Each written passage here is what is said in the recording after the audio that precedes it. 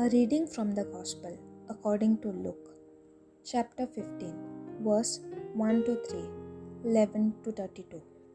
The tax collectors and sinners, however, were all crowding around to listen to him. And the Pharisees and scribes complained, saying, "This man welcomes sinners and eats with them." So he told them this parable. Then he said, "There was a man who had 2 sons.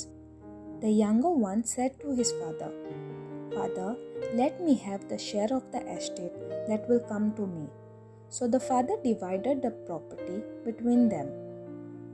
A few days later, the younger son got together everything he had and left for a distant country, where he squandered his money on a life of debauchery. When he had spent it all, that country experienced a severe famine, and now he began to feel the pinch. So he hired himself out to one of the local inhabitants, who put him on his farm to feed the pigs. And he would willingly have filled himself with the husk the pigs were eating, but no one would let him have them. Then he came to his senses and said, 'How many of my father's hired men have all the food they want and more, and here I am, dying of hunger. I will leave this place and go to my father and say, Father, I have sinned against heaven and against you. I no longer deserve to be called your son. Treat me as one of your hired men.' So he left the place and went back to his father.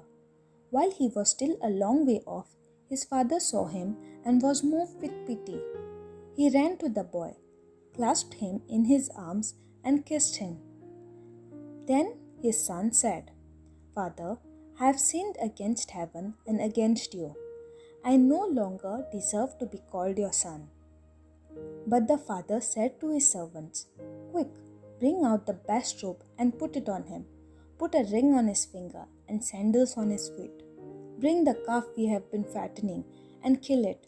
We will celebrate by having a feast. Because this son of mine was dead and has come back to life. He was lost and is found.' And they began to celebrate.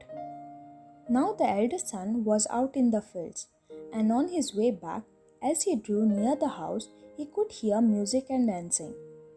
Calling one of the servants, he asked what it was all about. The servant told him, 'Your brother has come, and your father has killed the calf we had been fattening, because he has got him back safe and sound.' He was angry and refused to go in, and his father came out and began to urge him to come in.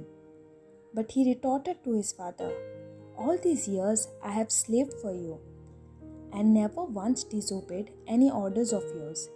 Yet you never offered me so much as a kid for me to celebrate with my friends.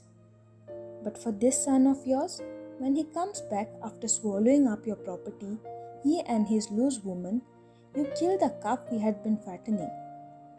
The father said, 'My son, you are with me always, and all I have is yours. But it was only right we should celebrate and rejoice, because your brother here was dead and has come to life. He was lost and is found.'" This is the word of God.